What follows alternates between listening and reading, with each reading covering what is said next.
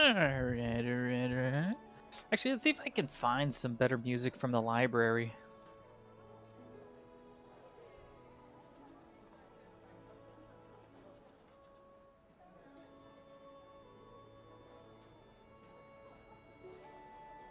I'm back in a little bit if you guys want to play anything.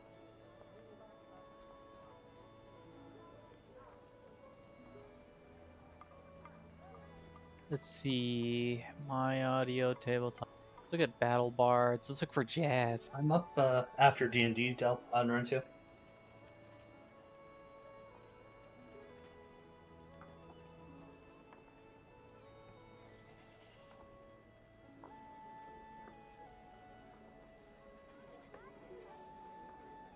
Oh.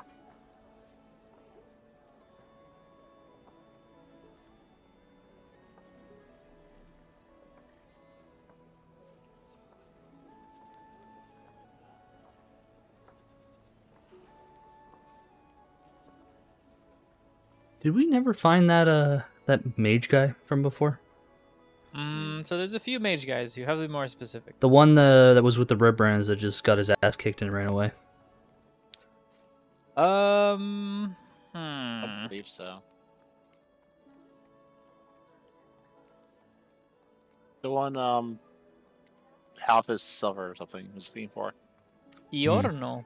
His name was Iorno. Iorno. DiGiorno. That guy. He was. I'll come up with something. Yep.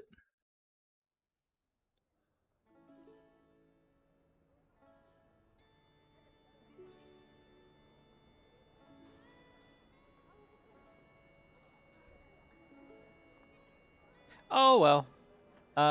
For now, let me grab my notes. Here we are. I'm looking for the NPCs of the town. So if you guys for some reason want to talk to someone, I know who the hell you're talking about.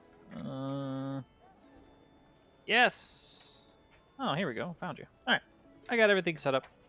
So, you guys can see yourself in Fandlin, but I'd like to do like a little bit of time during that you were spent traveling on the road, because you have spent weeks at the mine prepping things for Gundren and Nundro, and also the burial of Kathra's cousin, the one who had passed away and was viciously killed by Nesnar. Fighters. Yeah, and during the time that you've been finally on your return trip back, along the path, you came across I guess a band of travelers. You notice that there are travelers when beforehand the roads to Fandlin, which you were taking, were pretty empty. And now you see rarely, but what was previously a desert and no one there now has every now and then has a traveler, of which some have seen you and some have talked to you. And during the time that you're traveling to Fandlin, and normally I would roleplay this, but it takes too long and I don't want to make this a long campaign session, so instead what I'll say is I'll do a light version of role-playing. Does that sound better, or should I just Whatever you want to do, Del. Your call. let's do very light role-playing. And during the time that you guys are traveling back, you guys are tired and weary, but still, you're traveling back on a road that previously had issues with monsters attacking travelers. And a group of travelers that have been traveling on the road notice you and come up to you, and they ask you and introduce themselves, and they say, "How? Who are you?" And during this time, you guys, would you introduce yourselves as is just travelers, adventurers, just people passing by? I probably it's adventurers. Yep, adventurers. They ask you like, "Oh, are you by any chance the adventurers who had recently come to Fandlin about, I'd say a little more than a month ago? Are you the esteemed, and they name you by your names, Kathra, the dwarf paladin, and Kosef, the adventurer. the adventurer that I believe your character has mentioned he wanted to be a hero in town, right? Yep, folklore hero. He says that, oh, you must be the adventurer Kosef that's wanted to be a hero, and they also say that that is Meth Man. And then the rogue, who's The there? Meth Man. And they I'm a ask you, like, cleric, but are you those yes. individuals, these adventurers? They ask you with, like, sort of like this gleam in their eyes, excitedness and giddiness. Cleric, but yes, that is I. They go on and tell you how previously they had family members who they were worried about in Fandlin. However, in the previous weeks, they had sent letters that adventurers had come to help them with some issues that unfortunately their town's mayor and governors had fallen short. They were unable to request help from Neverwinter as it was too far, and there was no money and prosperity in this area, so there was no point to sending out any type of law and order that would help the villages. And they're saying that you were the group that had decided to sort of remove certain individuals who were purely taking advantage of the group.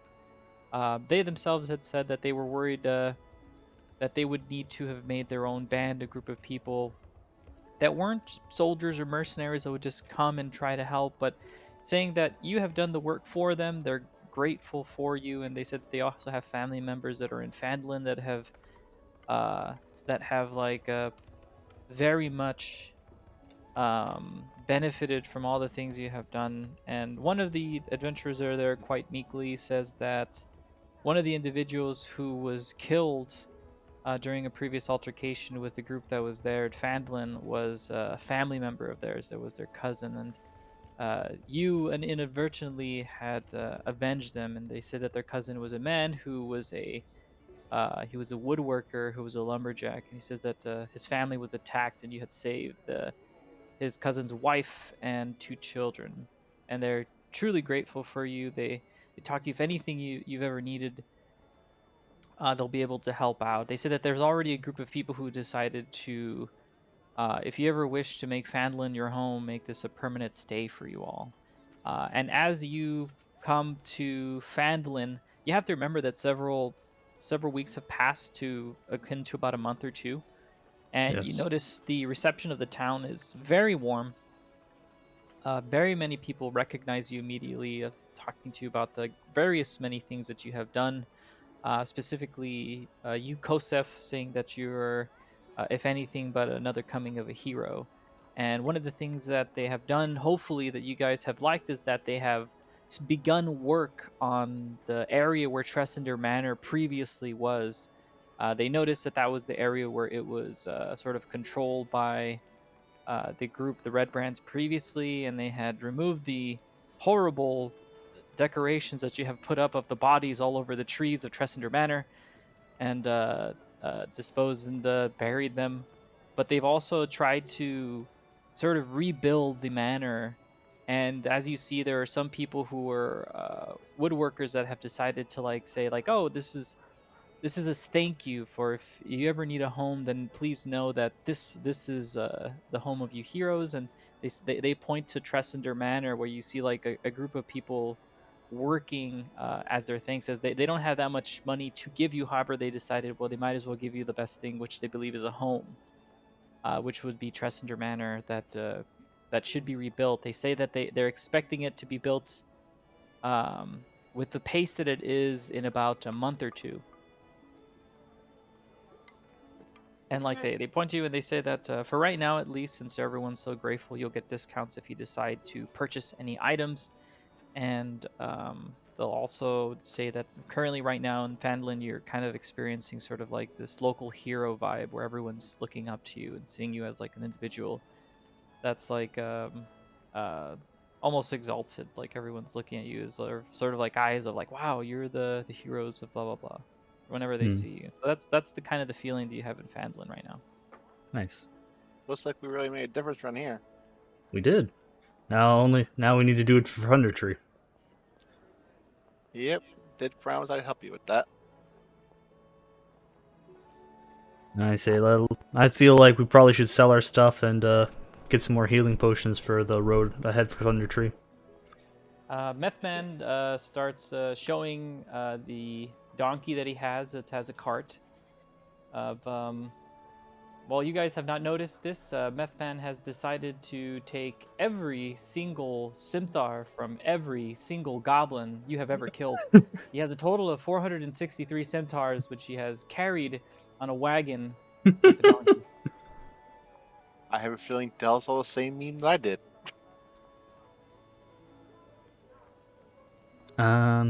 Should I go to the Thunderlands Miner Exchange and drop off my gemstones and stuff? Nathaniel, Methman, where'd you get all these scimitars? We didn't even fight that many goblins. Methman says that we did not. You are correct. We did not fight 463 goblins. However, I found 463 scimitars. From goblins. Mostly from goblins, yes.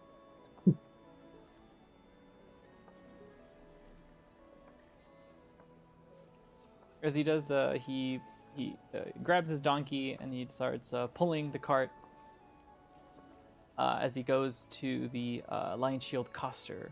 He heads over there. I start heading over to Thunderlands Miners Exchange. Yeah, that's right, Maddie. That's where I got it from. I don't want you to know this, but monster weapons are free and you can take them home. I have 456. That's exactly where I got it from, Maddie. I saw it the other day as well. I was like, that's What great. game? I'm gonna use that. It's a stupid joke. I posted in general chat. Basically, everything you can loot. The only thing is that, like, sometimes it's worth it, sometimes it isn't. But if you just have the pure bulk quantity, you can get away with it. But anyways, that was just a small joke. Kosef, Yeah. what are the things that you want to do? You said that you have plans to go to Thundertree. However, Yep. are you well equipped in order to Nope. do that? I'm gonna sell some stuff and then buy more potions. So I'm going to the Thunderlands Miner Exchange. Okay. So, specifically, what do you have in order to trade? I have 9 small gemstones, 3 diamonds, a wooden pipe of filigree, and a spider staff. And a dwarf Holy mug. shit. You're gonna sell the spider staff? That shit's a fucking legendary item. Okay, whatever. Can I use it? Anyway. Who can use it in this group? What do you mean? Like, what? I get it, but Wizard. yeah, the wizard. The wizard which no one chose. Of course we're gonna sell it. You monsters. All right, let's see. So I'll sell it to the interested in- wizard who doesn't exist. Sell it to the wizard who doesn't exist. That's great. Thank you. So let me just make some notes real quick of about how much this would be. So the small gemstones normally gemstones are normally used for ingredients for wizards, so they're pretty popular for groups that use magic or need like components for them. And you said you had how many gemstones? 9 gemstones. 9 gemstones. So if you were to sell it to like a person and you were like a shop, they'd usually upsell. I'd say like maybe 15 gold per small gemstone. Okay. If those are, then I'd say that 150 minus 15, that's 135 gold, I think. Okay, so 135 gold. Yeah, 135 gold for like the total of the 9 gemstones. And you said Okay. you had 1 diamond? 3 diamonds. 3 diamonds. If I remember correctly, depending on their size. Did I specify the size when You were did picking not. up? Then that normally means that they're either small, because if they were medium or large, then they would be worth a lot. I think the Yeah. large diamonds, which are used for major spells, are like 1,000 each. So I'd say that for every diamond, you'd probably get the smaller ones, so it'd probably be about 100 gold each. So I'd say the 3 diamonds, you're gonna get 300 golds. So Okay. in total, you're looking at a little less than the amount. After all, these are barterers. Yeah, Because so they're grateful to you doesn't mean you can ruin their livelihoods. So 435 is the value of what you have for the gems. What else are you looking for? alright, so the diamonds are 435. About that's how much it would be if someone were to sell it to another individual, yeah. Or Okay, at so- least a business to an individual. So the gems are 135. You'll be getting less, but yeah, that's about how much it would be. Okay, so how much do you want me to put in it? Okay, so you can try bartering. No, like Depending on whether yeah. or not they absolutely wouldn't do it, that'll be your DC of which I'll decide. So What do I roll? make a bartering check. and say like, what would you do? I would highly suggest adding language which would say that these No, no, aren't I'm going actually willing to take what they're willing to offer. That's why I'm just. Okay. So if because they're so grateful to you, they'd probably buy it. Normally they would buy it at around 10% of the total value, so they'd probably give you something around 43 gold. But seeing Yeah. as you're like a person who they say they're heroes, they're willing to make a deal with you and giving you a little more than half. So they're willing you to give you about a little above the half, so the 235 gold is what they're offering, which is about half. Which, in all honesty, for what they would buy for you, it's quite a bit of gold. Okay, so I add two. But you can barter for more if you'd I'll like. add 235. I'm not someone who would barter. Okay. So as you go up to, they do the trade, and you're able to trade in the 9 gemstones, the 3 diamonds for 235 gold pieces. Okay. With your tally, like add that to your. I did. And then I show them the dwarf mug and the wooden pipe with filigree to see if they want it, because I it has. believe that the wooden pipe is of antiquity. They are able to identify it with their own artisans, and they realize that there's like a master work that the pipe is. Normally, it would be valued at about 100 gold, and the mug itself would also be quite expensive, but that's more like just that would probably be around 10 gold, just because of the engravings of the gold itself just in the mug. And the mug itself, they're willing to give you a little more than half of it, which is a lot more than other areas would give you. Yep. And they would probably offer you of everything in total about 60 gold, Okay. which is about half of what it's worth. Okay. Because the pipe is 100, the mug is like 10 gold, just because of the gold itself inlaid in it, embedded in it. Okay. And I'm gonna go to the smithy to try and sell the spider staff. I'm covered with the the smithy. The smithy isn't able to properly appraise it. However, because you're an individual who has helped so much in Vandal, he decides to talk to a friend, of which is from the Association of the Arcane. He comes by and he talks to you, saying that this had belonged to once a great wizard from that area, from a student that was from Neverwinter. He talks to you about Iorno. And he says that valued the staff is quite expensive. He tells you that it has embedded in it certain spells which can be used. And he asks you again, are you sure you want to sell this specific item? And he tells you kind of like more details about it, because he doesn't want to trick you out, and he wants to tell you what exactly it is. So he explains that it was known as the staff, and it's known for defense. It's like a glass staff. It says that it's slender and hollow. It's made of glass, yet is as strong as oak. It's pretty light. It tells you it was about 3 pounds. He says normally you need to attune yourself to the staff and to cast its spells, but while you're holding the staff, it gives you like this feeling of strength. And it makes you like a little more tougher. It gives you like an AC of +1. It says that the staff has, let's see,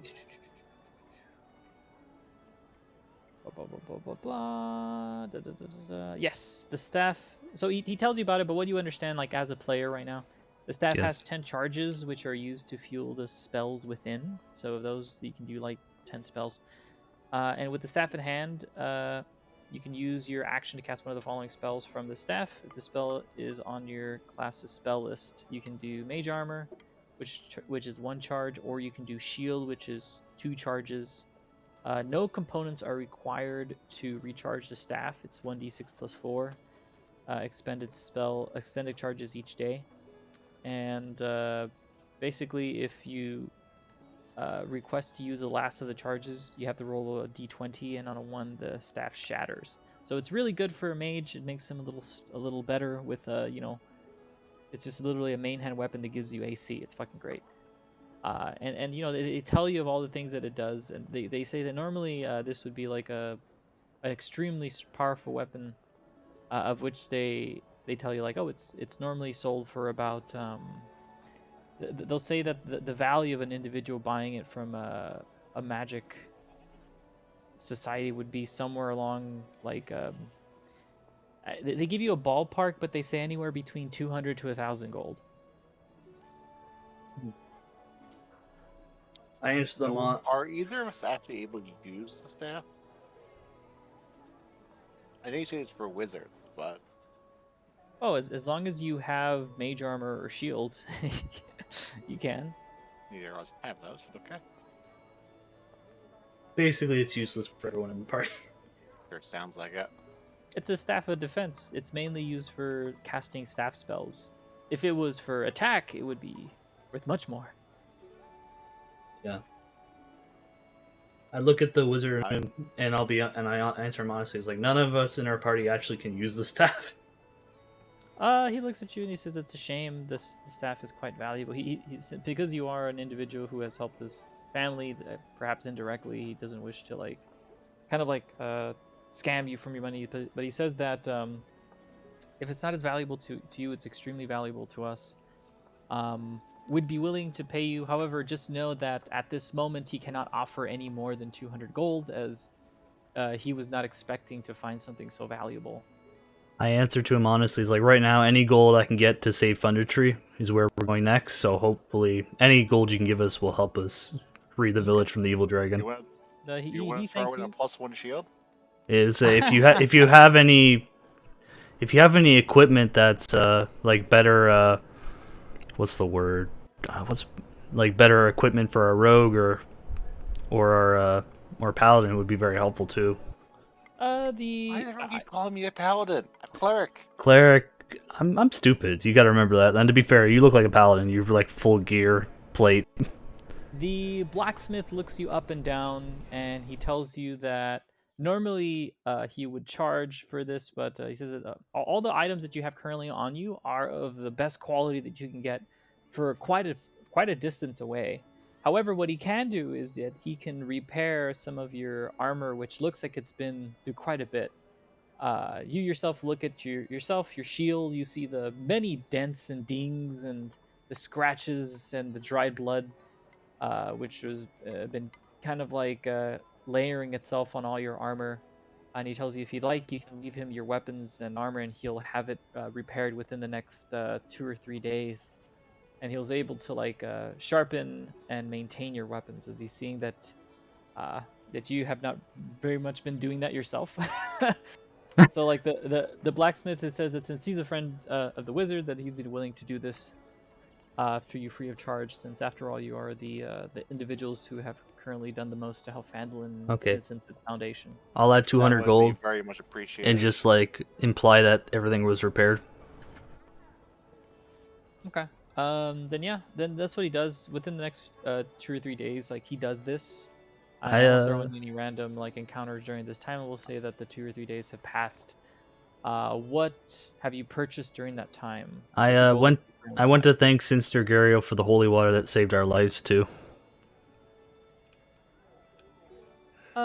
That's right. There was an elf she did give you holy water. She tells you that she's thankful that she was of use and help, and she tells you if you need anything else to please ask her and feel no shame in asking. And she also tells you that she has 2 more vials of holy water, of which she says if you've ever encountered these beings which cannot again be killed, please use items such as these. And she gives you two flasks of holy water. I thank her. Which are, I guess, the most valuable things you can really find at these shrines. And she also thanks you for the help in finding the answer to a question that her coven has been looking for quite many years. I go to the Stone Hill and how many pots can we buy, Del? Like how many do they have in stock? Pots? What do you mean by pots? Potions of healing. Potions, yes. So, Stone Hill doesn't have stuff like that. No, I mean like at provisions, like at the provisions place. Well, if you were to look around, you would probably go to Lion Shield Coster and you talk to them, and they would have potions. They have I'd say that all they have in stock is 10. They have 10 in total stock. How much is willing 10? to give it to you for a discount. So let's try to see how much they're usually worth.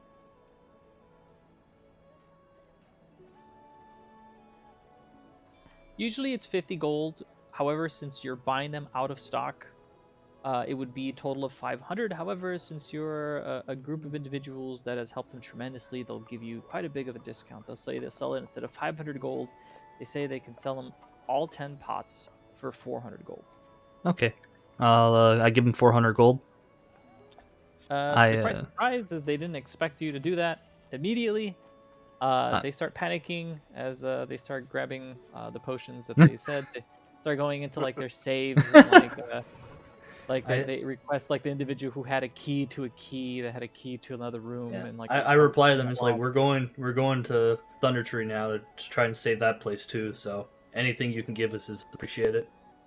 Some of the individuals that are there are kind of weirded out, saying, "Why would you go to Thundertree? That place is lost. There's monsters there.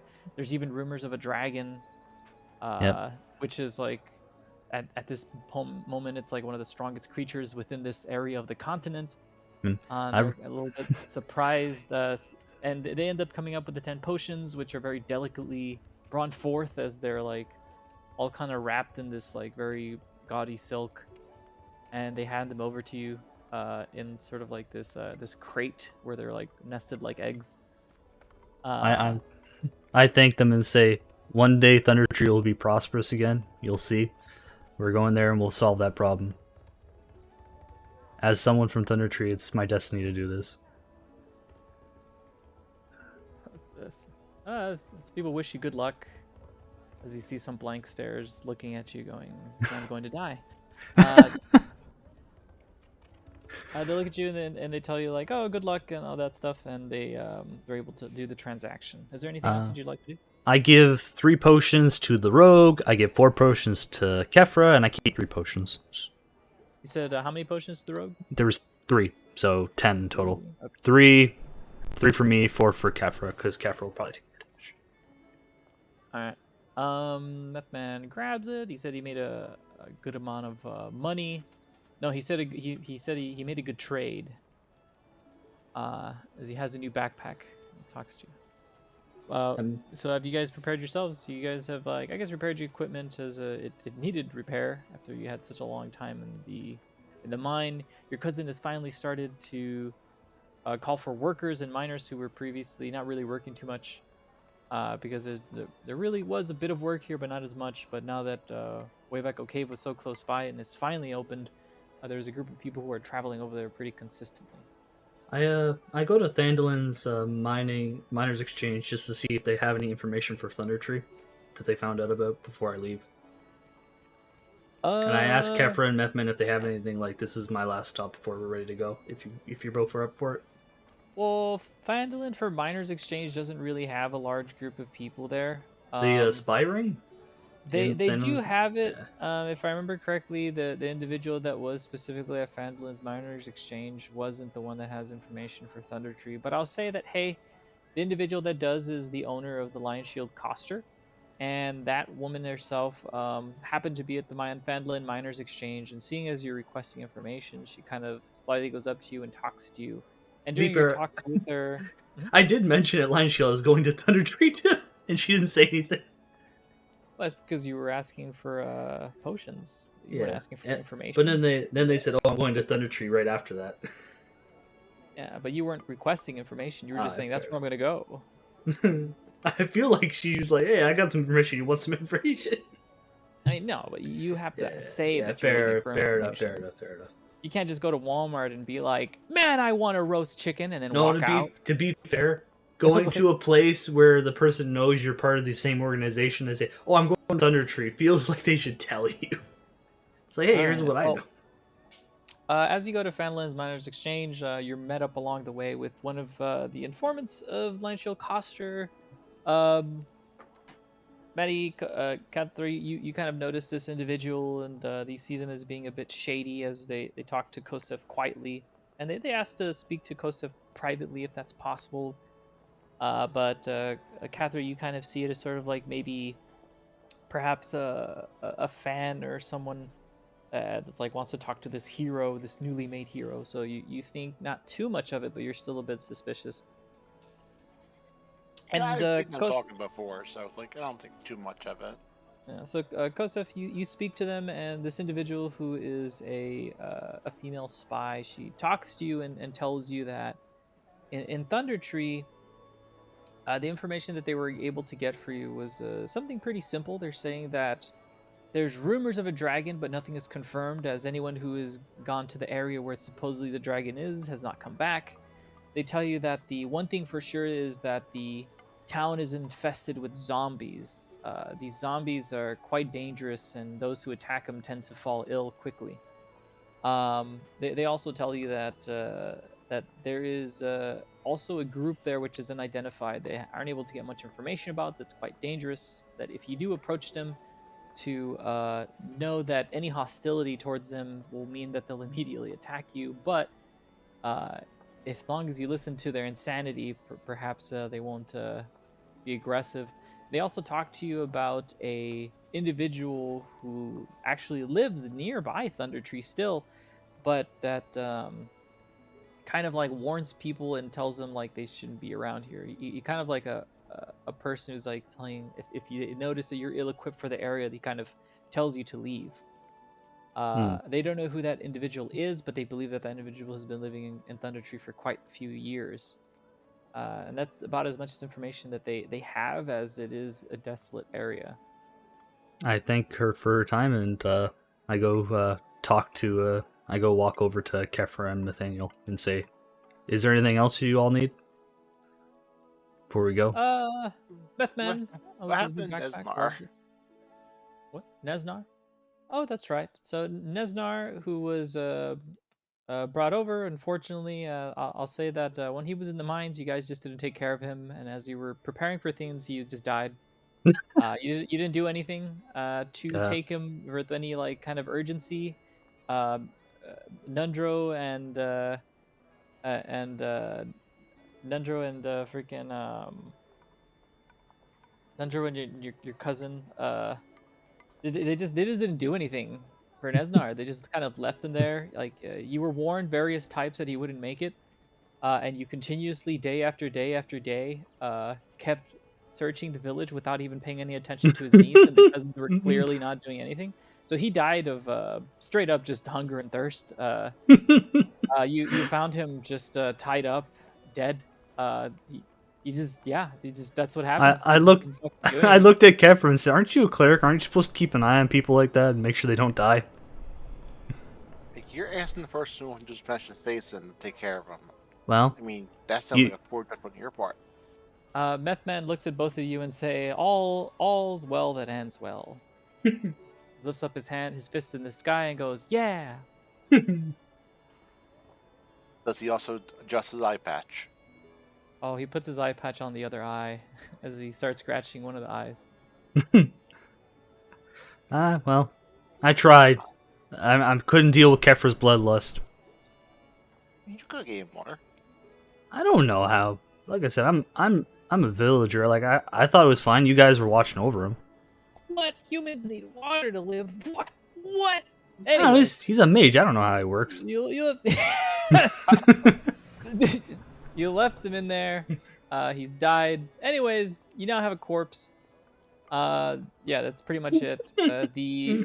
I'm assuming that you went to the town master's hall to turn him in a corpse. They don't know what this is.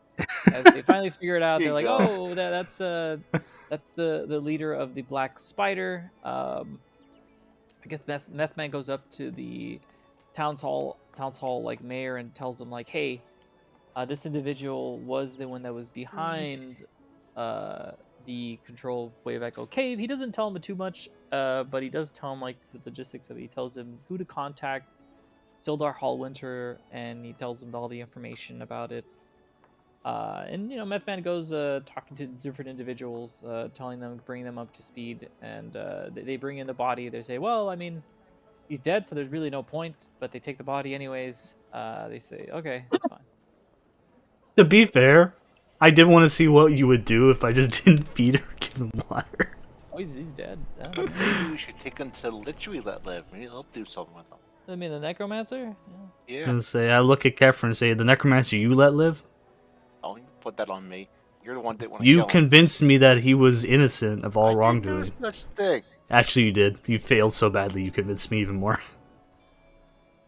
You're a bonehead hero. Go to Thundertree. So, you now feel ready and ready to head off to Thundertree? Yep. Yes. So normally this is done at level 5, and you guys are done at level 5. However, I don't know how this is gonna play out with only 3 of you. So Probably poorly. Let's just fucking go. It's gonna be rough. Yeah, we already accept defeat. And let me bring out the map. Yay! Grab a drink real fast. You can do that. Boop, boop, boop, boop, boop, boop, boop, bah.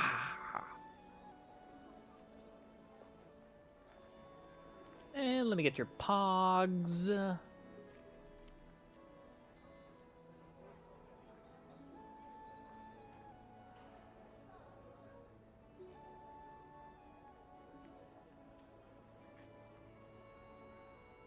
black screen of death. Yes, it is.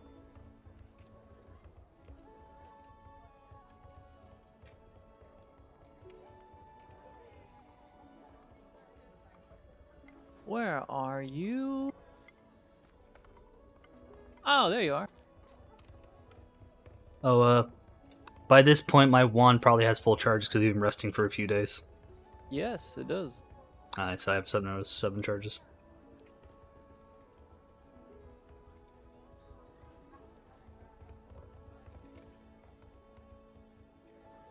Sorry, Delph, I was trying to like push things faster there just to get to the. I Oh assume no, you didn't that's want to actually spend. what I wanted. That's what you said, but I didn't know it was a little bit too fast. Please go to the top left corner of the screen. Yep. I'm back. You got any new music World. instead of village music? I was looking for new music, but I couldn't find anything that was as good as the as this music. I just couldn't find anything that was as good as that. It's is good very cave annoying. music. Actually, let me see.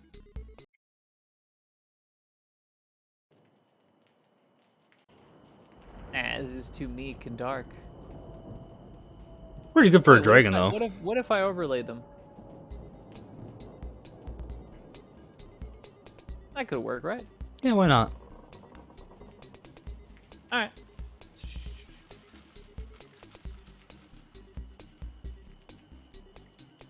So, Maddie, are you there? Yeah.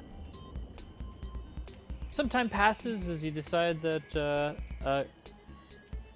freaking Kosef decides, hey, we're going to head over to Thundertree, and as you decide finally to head over to Thundertree, you go through a vast array of a vast area that is kind of like filled with like a whole lot of forest, and then finally you come to this trail that's kind of old and decrepit, and gradually the trail becomes old, overgrown lane winding between dilapidated buildings and choked in vines and brush. Ahead of you in the middle of this settlement rises a steep hill upon which stands a stone tower with a partially collapsed roof and an adjoining cottage. A dirt road hugs the base of the hill and winds its way between old stone houses, many of which are roofless ruins with interiors open to the weather.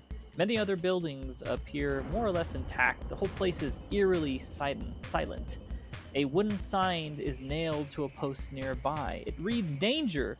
Plant monsters and zombies! Turn back now."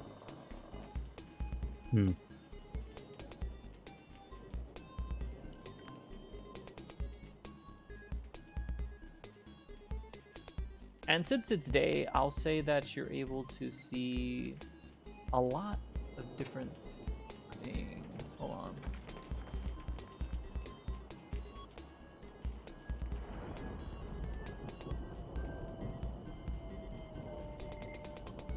And until you get to certain areas, I'll say that you can't really see too far.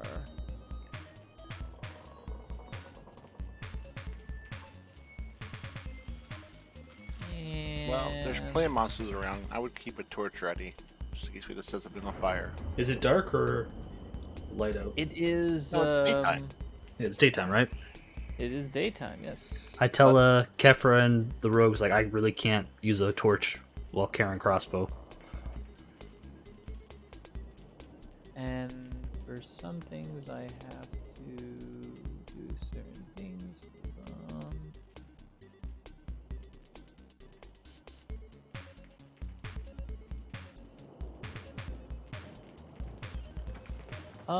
Blah blah blah blah blah. Where are you? Where are you? Where are you? Okay. So currently you're on the northwestern area of the map, and there you are right now. I'll walk up to the center of the road, look around, Okay, move your see pog. if I see anything. Right here. As you look around, you see some buildings, as you saw previously. Most of the buildings have been brought down. The only buildings that look of somewhat structure are the structure that you see to the northeast, and perhaps one that you see off in the distance in the southern western area.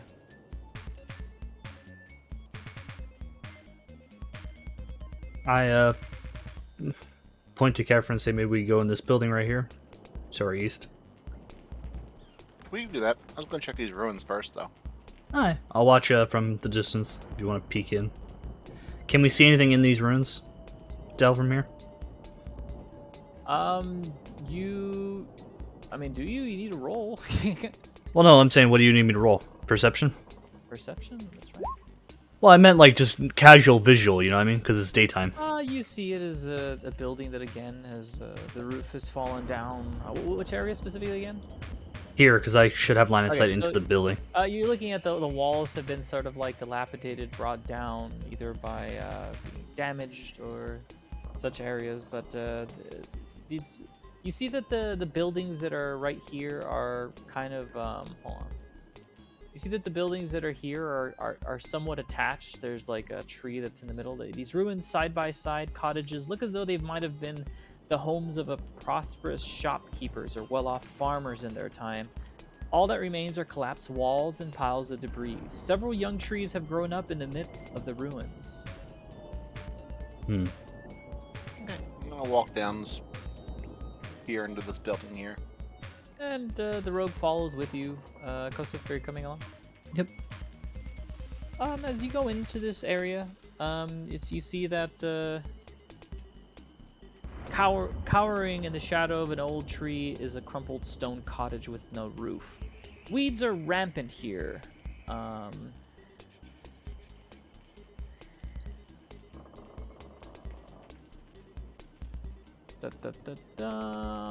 on for a bit. Do you remember, I have an idea what building that lady was talking about? So there's a green gemstone here? No, she just mentioned there's an artifact in Thundertree.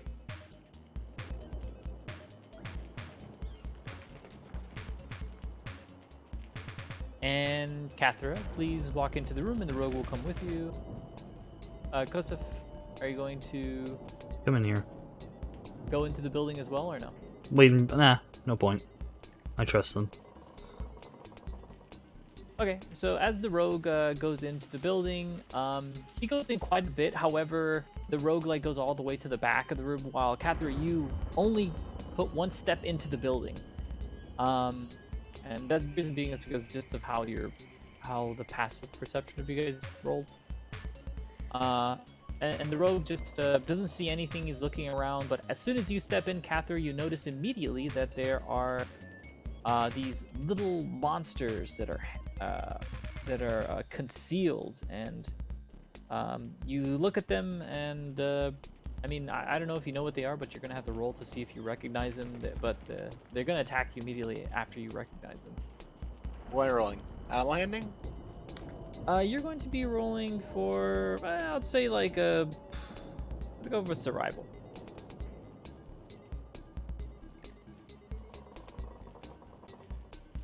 I'm unable to see them, right, Del? Depends where you are. Where are you? What? I'm looking at the door. Oh.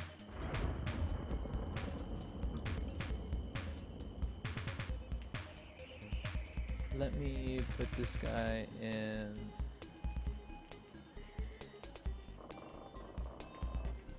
Alright. So you're looking through the door, so you're just there. And survival. I'll say that, Maddie, you recognize them. They're known as twig blights. They're a small, kind of like a. Actually, let me look at them real quick. Twig blights, these skittering creatures resemble small, leafless, walking plants. Twig blights hide by rooting themselves among ordinary plants, so they're quite difficult to notice. But they can be noticed if you're looking for them specifically.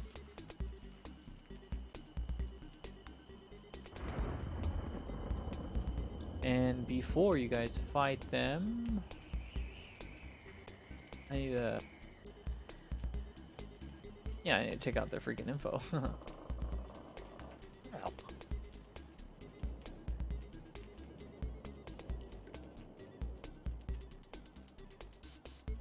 Well, was one of you carrying a torch?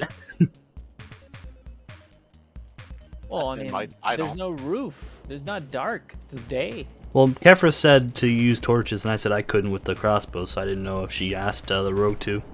Well, I was more saying, I don't know if you can light things on fire. Jesus, you pyromaniac. Okay. The rogue and you spot the twig blights that are off in the distance. They immediately snarl at you and go in for the attack. The rogue, however, being so unlucky as to not notice them immediately, may have not reacted quick enough, thus losing him a turn. However, I don't see them either, so I don't get a turn either. There'll be a chance. You'll have to roll for perception to see if you even hear them having this issue. And usually, like, the sound of, like, smashing and hitting, you'll be able to listen. But only after the turn is done, after a few seconds. After all, you're not really in the attack mode right now. I'm not. Somehow we're in an open area out of a cave and Costa still can't get a shot off. To be fair, you walked right into their trap. Where do you want me to go? Into their trap? Is that what you do when you break into a house? You're like, oh, I see you've laid a trap for me. Like, what? This is my house. Like I said, you guys rolled shit perception. What do you want from me? I didn't. I see them. Yeah, you still got tricked by them, though. They walked in my trap.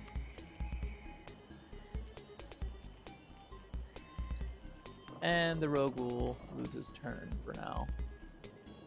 Kathra, you see this twig blight that's staring at you. You hear a hiss or sound that's made to show a warning as it looks like it's about to attack you. However, you have the advantage in that you saw it first. I'm going to attack one of them. Swiftly, the north one. The one at the north. Okay. Okay, go for it.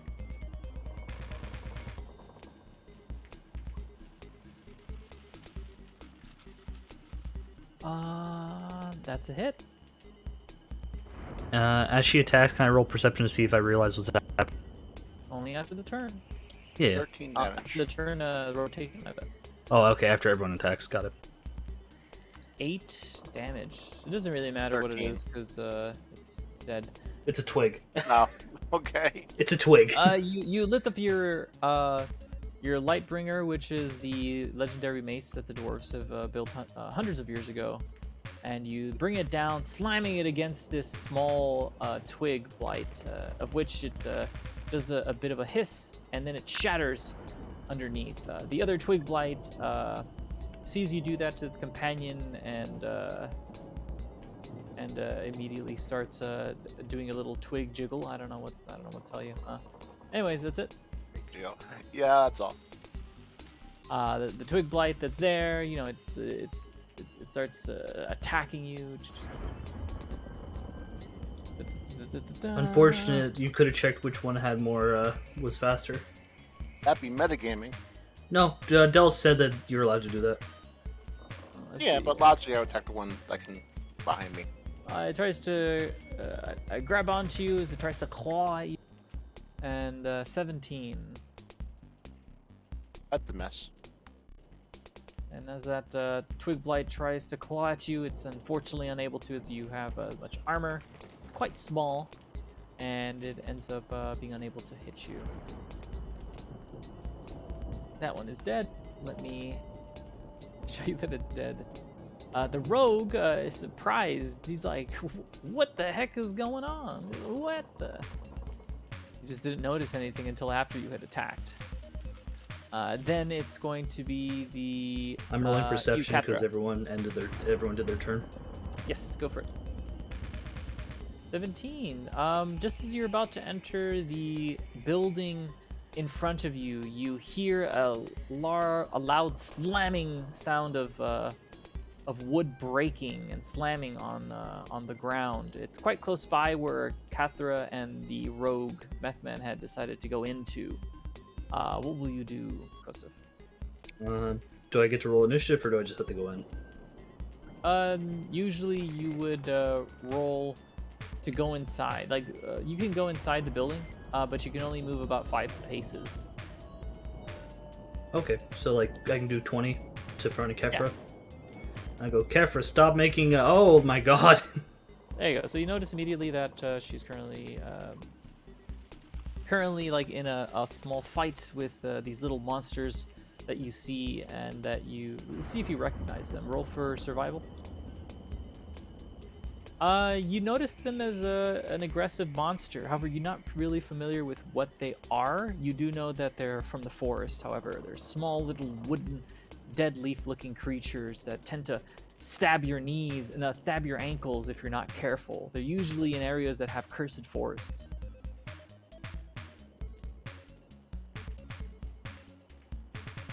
Roll for initiative. Hold on.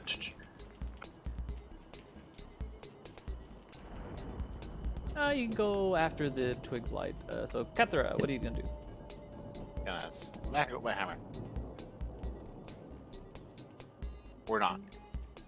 Miss. Okay. You rolled a 4. Wow, it's crazy. A 4 at attack. Rip. You It's a remove good the roll. +1 modifier to that Lightbringer weapon. Yeah, it's included. So Gonna move over You- here. you move over there. Okay. That's it.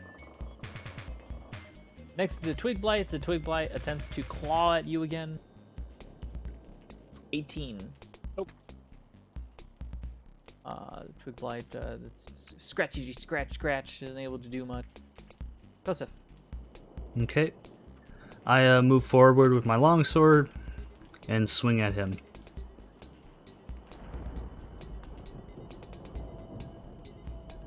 Hit. 1d8 plus 4. So that's 10. That was a killing blow. Describe how you killed the small woodland monster. I take my longsword and do a stabbing motion at its face. And the twig blight looks at you and goes, "Ah, my face!"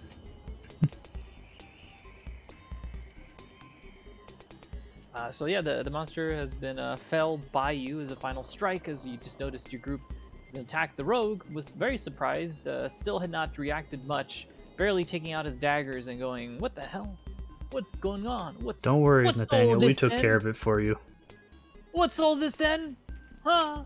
Well, I if this is the biggest threat Thundertree has, it's gonna be easy. I look at Kefra and say, I don't think the dragon is a small woodland critter. And I roll perception in the room to see if I notice anything in the room besides the dead trees. Oh, quite good. That's a 24. In this room specifically, you look around. Other than the dead twig blights, you notice nothing. The rogue looks at Catherine and says, "Don't jinx us, please." I look at As he walks out of the building. I look at Kefra and the rogue and say, well, watch out for dead trees, I guess, because I kicked this thing and it looks like a dead tree to me.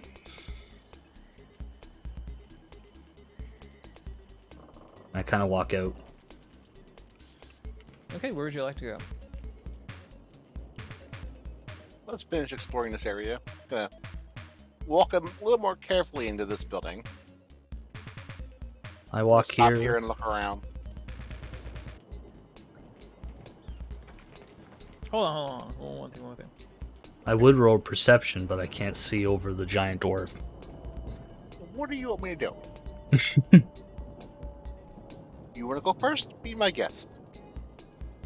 Yeah, that's how it always plays out. Why is it always you guys do this? Anyways, To be fair, we have a rogue, so I'll tell usually you we have a afterwards. rogue. I'll tell you afterwards what this means. And you go into the room. Kathra.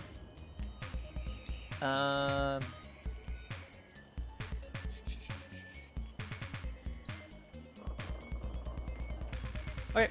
The rogue then goes into the room as well, and he's kind of looking around, and he sees that these two buildings are conjoined with themselves. As you had mentioned earlier, Kostov, you described this area as it looked previously as if it was a prosperous shopkeepers or well-off farmers in their time. The collapsed walls and piles of debris show that there once maybe had been a hallway connecting these two buildings. Yeah, it's all these areas they have like dilapidated buildings and walls, and they're kind of fallen in. These areas don't have any roofs. The rogue, as he goes in, he looks around, doesn't spot anything, and Kathra, as you go inside the room as well, or as you're looking in, you don't see anything in here. I guess there's no trees in this one. That's good, at least. I'll move in. And as the rogue goes out, he does spot it. Okay. As you see, like in the corner of the room, the rogue, he tells Kostov, like, look, it's one of those little twig blights. And you see this twig blight in the corner, and he's just kind of like looking at you menacingly.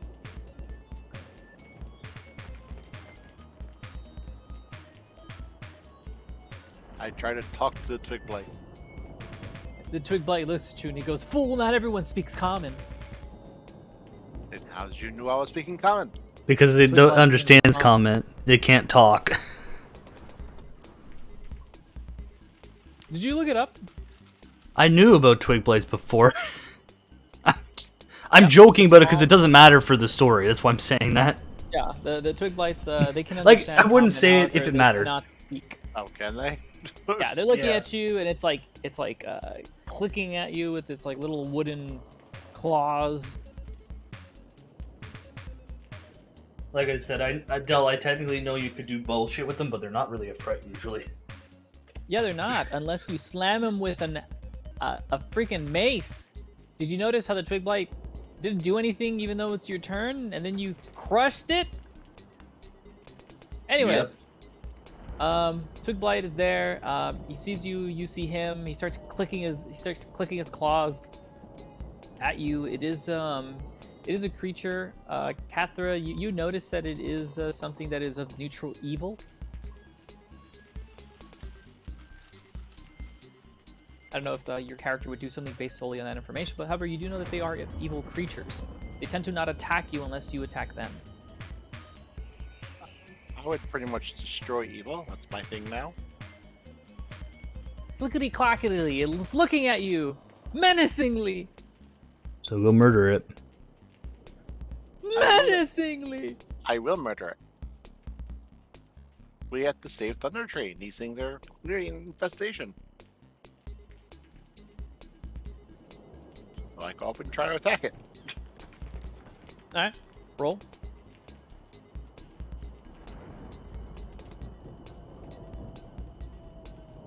That's a hit.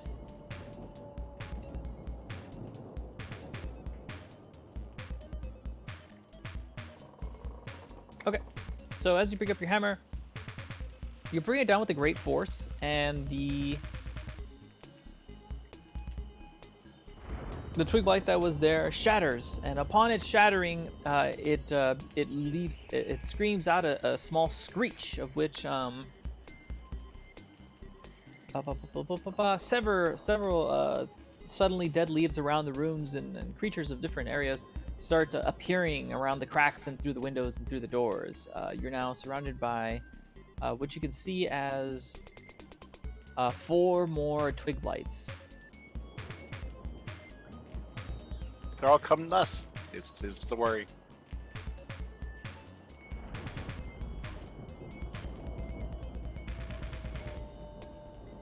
happy, Joseph? I'm not in the way. Sorry, I got distracted by something. But aren't you happy? I'm not in the way. I look in Kefren and say, I see you like to viciously attack things. Look, every time I try to explain out of it, I fail, so I'm backing on.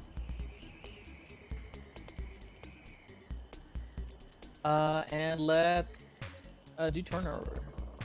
Roll initiative, please.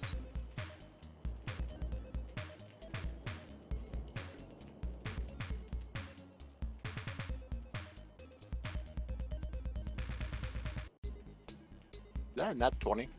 Yes. You got a plus 4 to your initiative? God damn. Yep. I'm a dex build. I'm slow as fuck. Yes, because you're like a weird tank slash, like, technically you're a weird cleric because you're like a tank almost.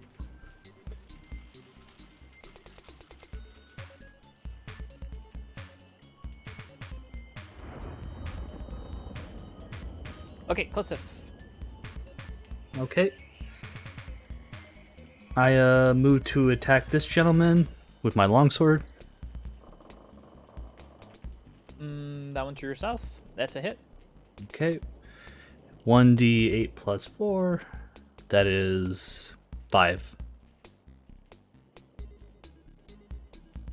You swing your sword down and cut the twig blight in half. The small creature evilly looks at you and he falls to the ground dead.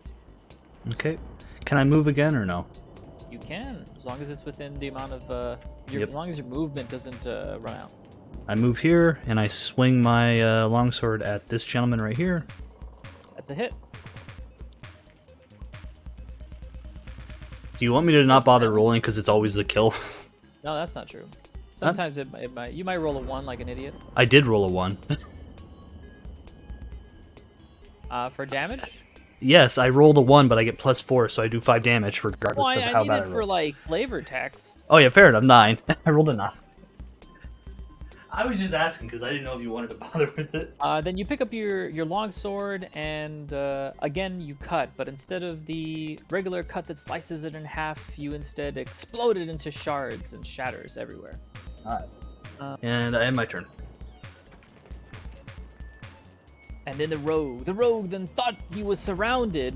Suddenly, Kosef comes from behind and cuts immediately the two twig blights that were surrounding him, meaning that he's no longer flanked. The rogue then looks to see the small twig blight and starts laughing. Ha! It looks like it's done for you, buddy. He lifts up his short sword and he slashes at the twig blight, hitting it. As he does a quick slash of it. However, accidentally, he goes a bit too far, hitting it with his pommel, but it doesn't matter as it shatters the twig blight, killing it instantly. It's dead, Jim. Next is going to be the only twig blight that is alive, Kathra. Well, Is there's 2. right I thought. next to it. Oh, okay. This one's dead. I thought this one was alive for some reason. Oh no, he's quite dead. There's one twig blight. He looks at Kathra, and as he does, he puts out a little claw, just scratches at her. And desperation, nothing. It's just bounces off harmlessly off your shield. Kathra. Everyone's starting to feel bad about picking on these things. She says as she attacks with her hammer. For a crit. Not funny. Please roll an extra damage die. Good lord. How much damage? And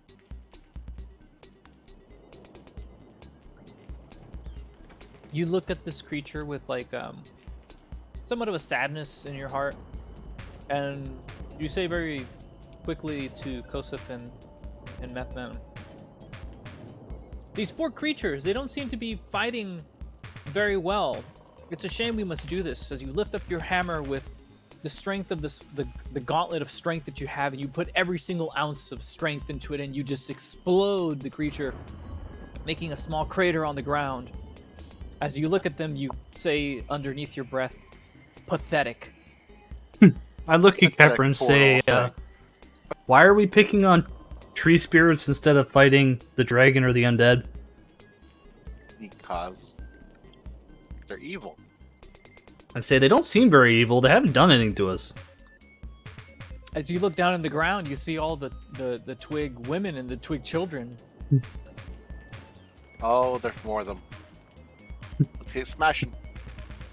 So all the creatures that are within the area are dead. You look around, you find within these two buildings, there is no more twig blights or these monsters that are there. Although the area looks like it has a few dead leaves, you check thoroughly, but you find nothing else. There's nothing of use in the first building which you went to. However, the second one, because it was once an area that looked like it was a shopkeeper's or farmer's area, it does have some interesting things. Please see if you find anything using your perception. I rolled. I got a 12. Okay. I got a 1. As you're looking around, Kathra, you say there's nothing here, and as you begin to walk out towards the exit, Kosef immediately notices there is a chest that may have been overlooked. It's underneath some dead leaves and parts of the shattered remains of all the twig blights. You dust it off and open it. As you open up the box that looks like a chest, it contains what looks to be 700 copper pieces, 160 silver pieces, and 90 gold pieces. I take this out and say, here, Kefra, take this nothing, and give the money to Kefra to put away. Magic invisible chest.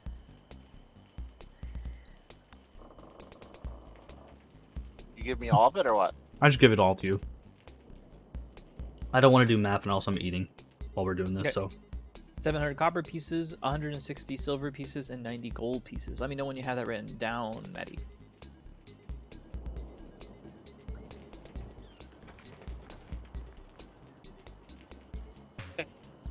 Okay. Next, where would you guys like to go? Well, now we've cleared the evil infestation out of this building. Let's go back up. Evil has been smited! These buildings over here look less like ruins and more like actual I look at buildings. Kefra and it's like, it was a good, thorough cleaning. Even the children, brigands were murdered. It's true, the children are the worst. They always okay, want though. revenge here, revenge there. They remind me of sand. Where will you go next? I'm going to head towards these two buildings to the north. To the north. Okay. The rogue heads with you as he's looking around. He doesn't really spot anything. He does see the hill to the east, and he notices that these are one of the few buildings that are still intact. This building here, there's one to the south, the circular building in the center of northern part of town, and he says that there are only maybe 4 or 5 buildings that still have their roofs. Who's gonna go up to the door? The rogue says. You could do it. I roll What? perception to see if I notice anything out of the ordinary. You notice this is one of the few houses that are still with roof. A weathered signboard by the door of this large building shows the faded image of a workhorse holding a flagon of ale. The building is sagging and dilapidated, but is more intact than the ruins across the road. The door is currently closed. You hear no noises coming from the door, however, that's eerily quiet. I look towards the bushes. You feel like you can aim towards them. You can maybe jump off of a large building and aim towards the bushes. I don't know what you want me to tell you. Oh, I'm just looking at the bushes. Who knows? More tree lights. You look at the bushes. Those bushes. You say those are some nice looking bushes. If you know what I'm saying. I look at Kefra looking at the bushes, and I roll perception to see if Kefra is okay. You roll, and you notice that she did indeed notice those bushes. They're pretty nice, but no need to warrant much attention to them. Never know. bush to I'd look at Kefra and say, you've seen the Thundertree shrubbery that we've been known for. Are they made of thunder? Only they do attract thunder a lot. I roll deception or insight. You're looking at a closed door. You're fully looking believe at a closed door. That's a mighty fine closed door you have. The rogue looks at you, says, this is useless. I'm pretty I'll sure. Open the door. I'm pretty sure she's rolling inside of me, saying that the trees attract thunder. Yes. So the rogue decides to check the door to see if it's locked, and as he goes to the door, he notices that the mechanism is old, however, it is not locked. He opens it slowly and looks around. The room is quite dark, however, there is still some windows on it that illuminates the area a bit.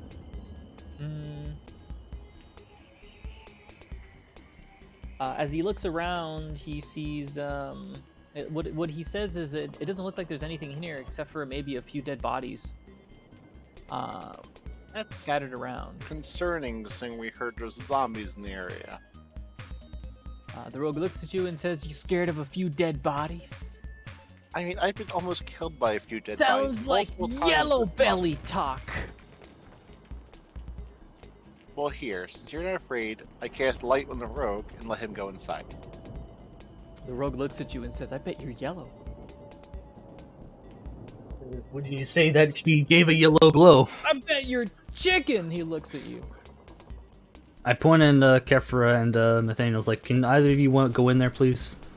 I'm kind of getting bored watching the back of your heads. I mean, I put light on him. He can go in. He can see. The rogue looks at you and says, "Coward," as he goes in slowly.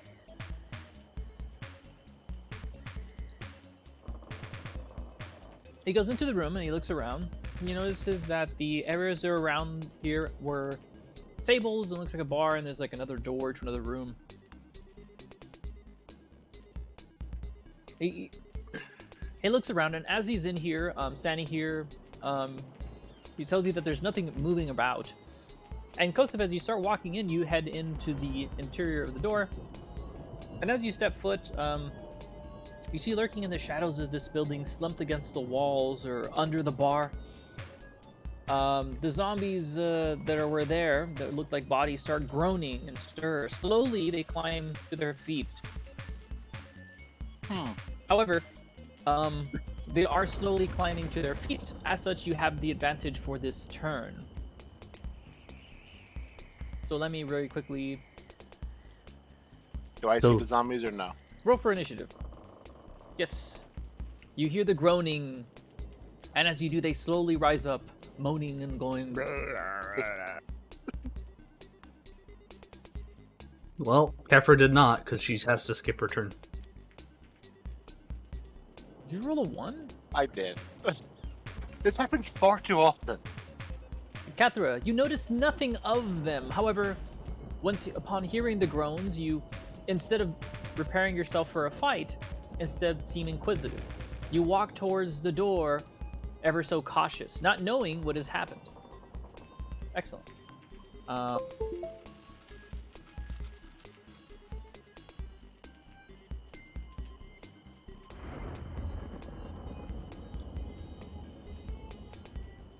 And as this happens, the door, which is also opened, shows that there are 2 more zombies also slowly getting up from the ground, as they seem sprawled on the ground, prone. Some of them laying against the wall, and some of them underneath the bar.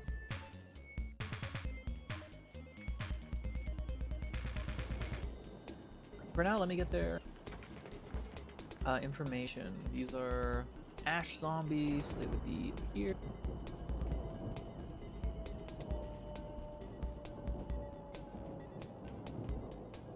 Do I need to roll to understand what zombies they are? Beautiful zombies, hold on. Blah, blah, blah, blah, blah.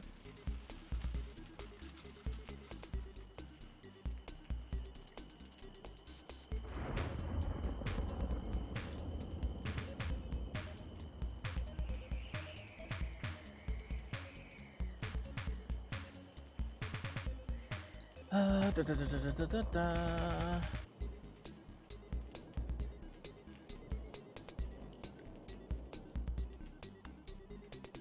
Oh, that's so interesting. Okay. You faced these creatures before. Kosef, as you go into the room and you see these zombies start getting up, you look at them and you go, wait a second, aren't these the zombies that attacked you, similar to the ones in the caves of Wave Echo Cave? You see that those are ash zombies. Hmm. The only difference between these zombies and the ones that you saw in the cave are that these ones are covered by ash, what looks to be of a great fire that occurred here long ago. Okay. Is it my turn? Hold on, I still need to...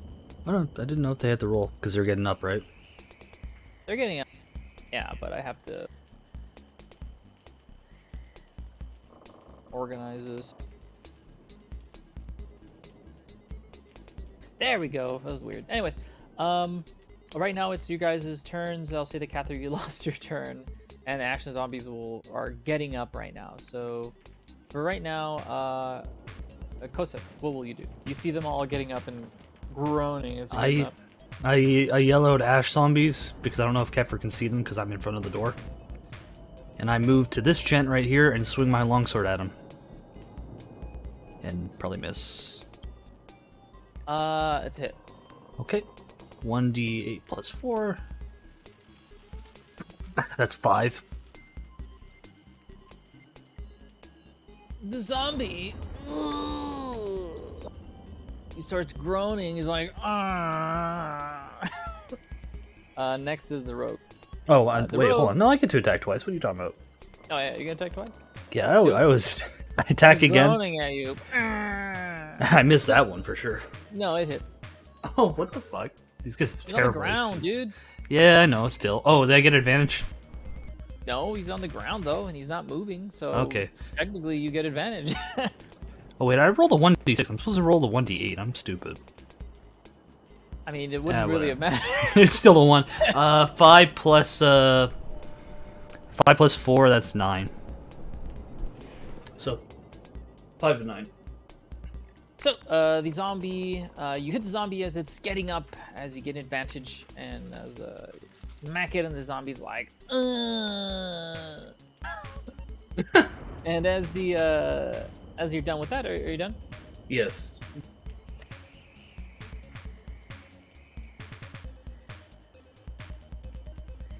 Okay. As the rogue notices that the zombies are there, he sort of like goes, "Oh my god, these guys are easy pickings!" As he does, he heads behind you, Kosef, and then he goes up to where the zombie isn't hearing. However, that doesn't make any sense as he already has advantage. However, the rogue, as you may have known, is an idiot. So he decides to attack. And that's a hit. And as he does, he takes out his short swords and quickly, extremely quickly, he damages the zombie which is on the ground. It's 17.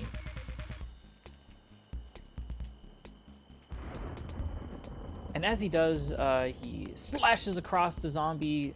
The zombie falls to the ground. However, as he's on the ground, he begins to move, almost as if coming back to life. And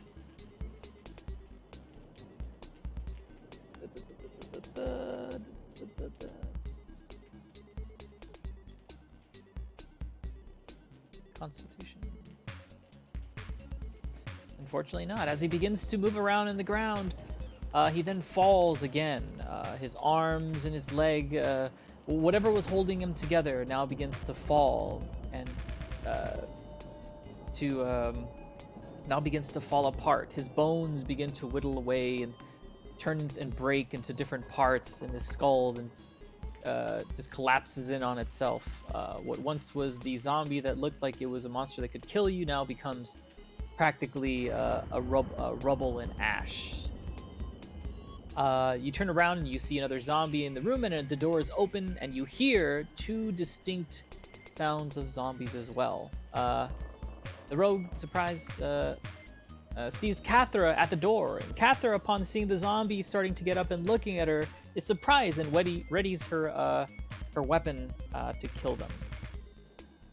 During this time, however, the zombies finally get up, and as they get up,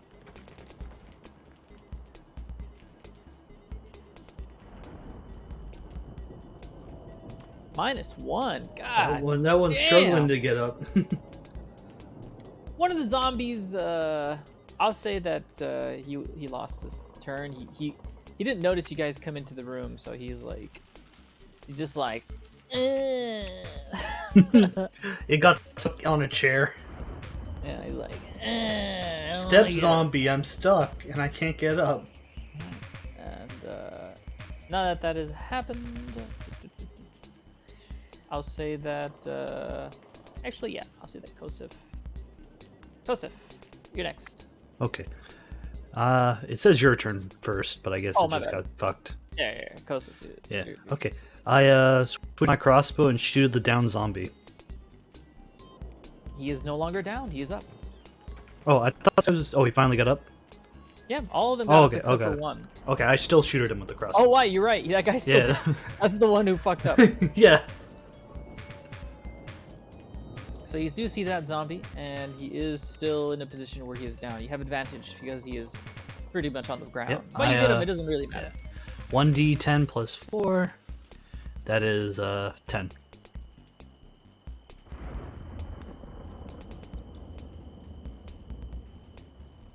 You hit the zombie that's on the ground. He lets out a small groan as he tries to get up. The power of extra attack energizes me, and I slot in another crossbow and shoot again. Okay. It's a hit. Then I shoot 1d10 4, so that is 11.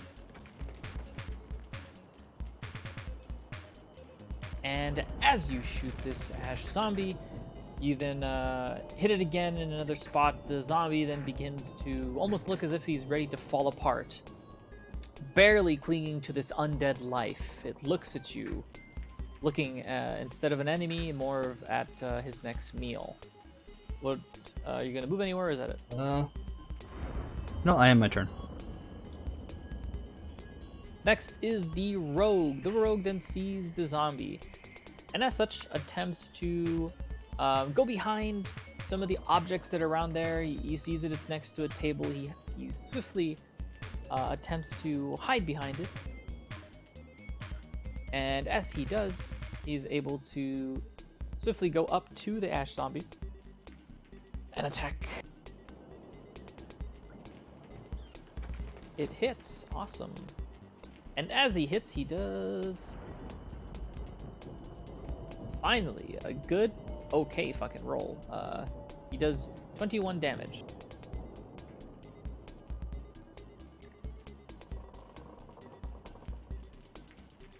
However, the rules of the game state that I have to do this.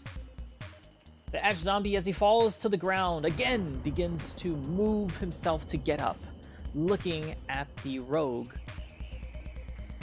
He's unfortunately unable to continue. He attempts to reach and swipe at the rogue, however instead falls to the ground and almost falls apart. Body parts flying everywhere. That ash zombie is no more, unfortunately. However, as you do these things, I almost forgot one of the best things about ash zombies. My apologies. Kosif, as you attack one of the zombies that was on the ground, you receive this puff of smoke that looks like the ash that was covering the zombie. Roll a DC Constitution check to see if you withstand the stench and the thing that occurred when the zombie... Just Constitution? Constitution, yes. Good. However, you attacked it twice. Roll again. Actually, no, hold on. No, it's only the first time. Never mind. You attacked it once and you were able to go. The rogue, however, rolled as well. That is... Oh, good. Okay. So, as the rogue sees the puff of smoke, he then backs off quickly. The puff of smoke then settles to the ground, and he goes back next to it. You, Kosef, as well. You noticed this and backed off from the smoke. However, you do not know if it's dangerous or even need to dodge next time. Next is going to be the other zombies. This zombie that's right here is so slow. He decides, you know what? I'm gonna move. I'm gonna move. The zombie's like, I'm gonna bite the first guy that I see.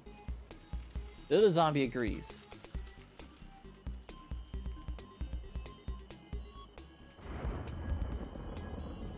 And he goes to the outside, he sees them, and he decides to slam himself against the rogue as he sees him. Is the rogue not hidden? The rogue was not hidden when he's attacked because he did not move because he's an idiot. Then he begins to try to slam himself against the rogue. The rogue, however, is able to quickly dodge as the ash zombie is very, very much extremely slow.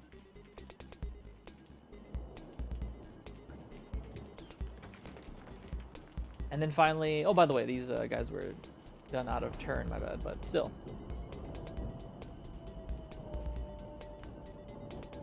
As he moves out of the door extremely slowly, he goes out and he also sees the rogue. However, instead of fighting the rogue, he decides to target the other being in the room. Actually, no, he's pretty dumb. He'll just attack the thing that's next to him. So he tries to attack the rogue. And again, he slams against the ground, but the rogue is able to quickly just move just right out of grasp. Nimbly backstep. The ash zombie. Next is Kathra. Yeah, zombies. I will charge in. I will attack the one. I flank this one and try to attack it. Okay.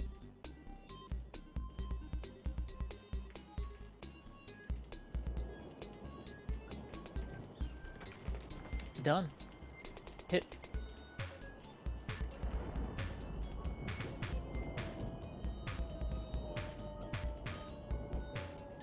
So 9, 14.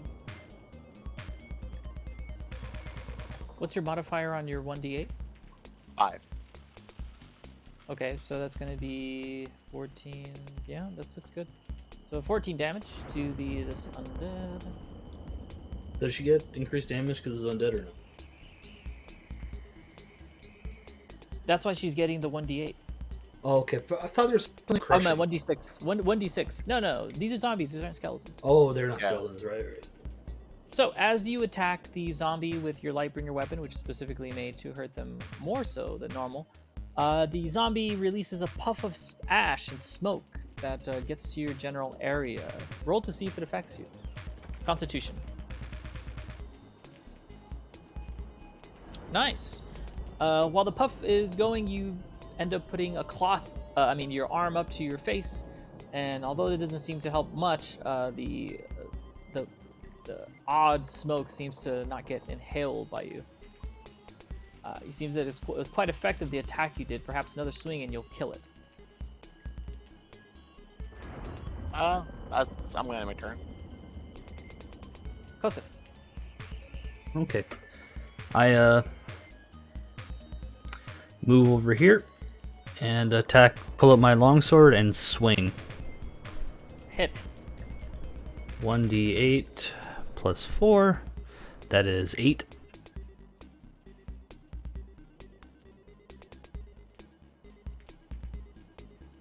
That is 8 damage.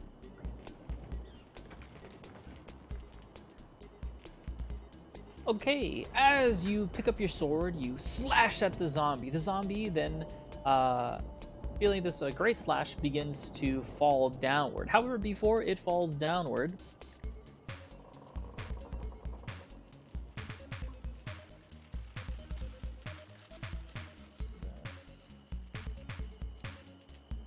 how much damage did you do? 8.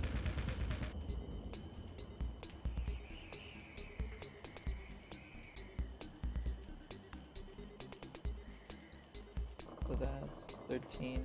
It's 11. No, it's failed. Okay, so the zombie begins to fall down. As it does, it looks like it does like another fight for life as it looks at you, attempting to claw at you. But then, seeing as it's unable to overcome the damage that is taken by your long sword, begins to fall to the ground and fall apart into different pieces. What once was whole into a monster. Now it looks like pieces of a body that is just aged. It's quite old. Okay. I step over its Monster. I step over its corpse and swing at this one with my longsword.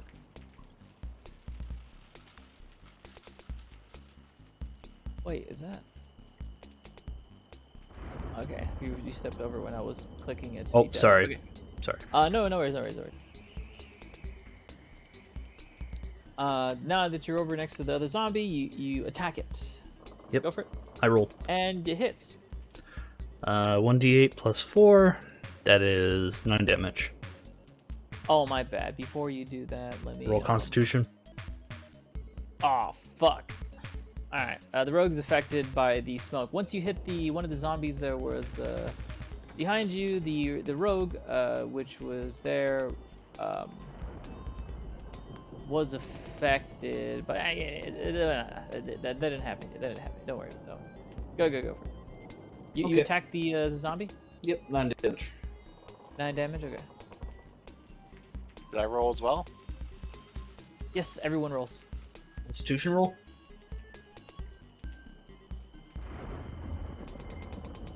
Yes, Constitution. So you succeeded, Maddie, you succeeded, the rogue failed. And the rogue then gets hit with this dust of smoke as he breathes it in. He begins coughing violently. He seems to be out of breath holding his weapon. Any attacks he does now will be at a disadvantage for the next 60 seconds. Next is Kosef, and you attacked. That's at all? Or are you gonna attack again? I attacked I already attacked twice. I killed one zombie and attacked again. Okay. Next is going to be the rogue. The rogue then is quite surprised by what just occurred. The smoke, he does not understand where it came from, decides to attack the creature again. However, as he has disadvantage, he swings, and although unsure of himself, he's managed to hit the ash zombie. And as he does 5 damage.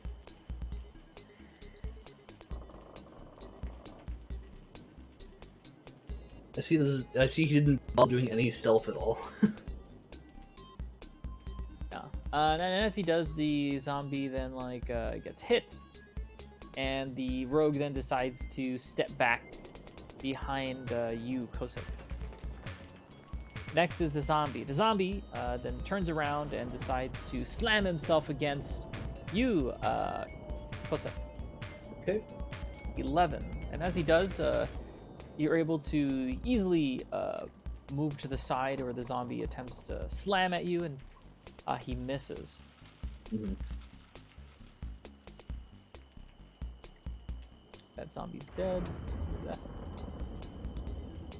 Kethra, you're next. Well, let's finish this off. I'm gonna take a swing at the zombie.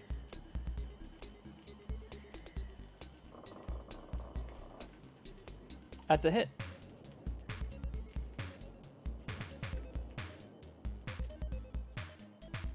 That's 13, 18.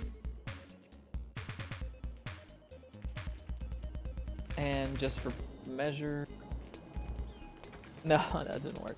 Okay, so the ash zombie is struck by your Lightbringer mace, and as it does, you're able to immediately remove its head from its body. You notice that this being is, although a monster, is quite light. It is from a dead body, after all. It falls to the ground harmlessly. The rogue still having a fit of coughing, as he does not know what has happened. He says, I don't know what the hell that smoke was, but try not to breathe it in. He begins coughing.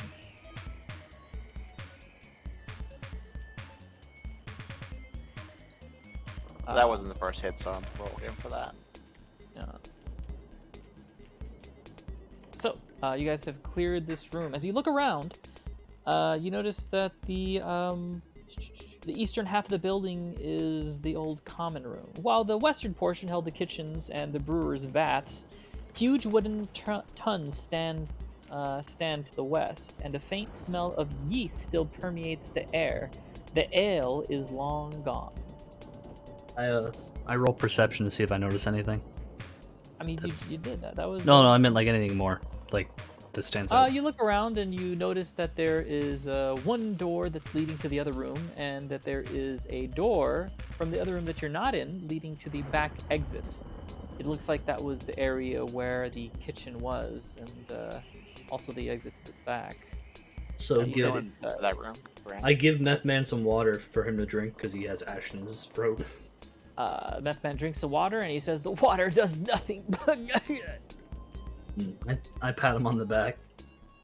About a minute passes, and the coughing subdues. Meth Man then feels good again. He makes some comments, quite vulgar, and then he says that he's feeling better now. I look at him and say, water. those guys are really dead, eh? He looks at you with a faint smile. Indeed, Almost dead they like are. There were zombies around we were told about. Imagine that. Rogue looks at you. You don't say. I look around and say, it looks like we're clear of this area unless you see anything, Kefra or Nathaniel.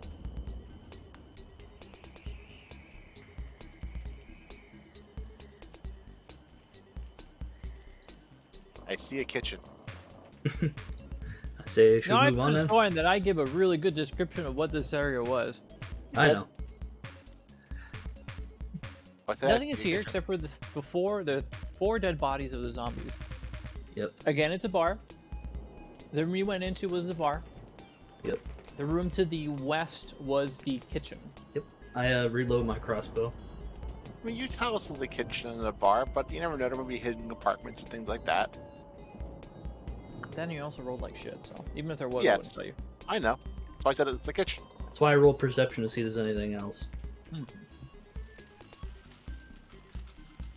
Let's keep traveling down the road of Thundertree. I rolled pretty high, but I didn't know if Kefra rolled like a nat 20 or something. Oh no, my roll's been shit. Yeah, unfortunately, isn't anything there. Okay. I rolled a 1 on perception, I rolled a 1 on initiative. I look at Kefra and point at the third building. Should we go in there, I guess? I mean, we should explore the whole town. We don't want to leave any lingering threats if you want people to move Yeah. in here. Whichever are you guys going to? Going on down the road. Okay, Meth Man walks with you, and which building you're going to? Please go to the, I guess, entrance of it. Right here.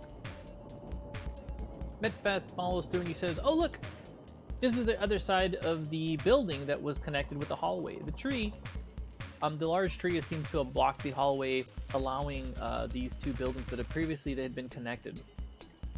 So this looks like the building which was either a merchant's or a wealthy farmer's. Well, we've already looted this place, didn't we? I look at him No, and say, we're no, on we the never other went in side. here. Well, you look around the room and it's pretty much just attached to the other building. But unfortunately, there's nothing in the area.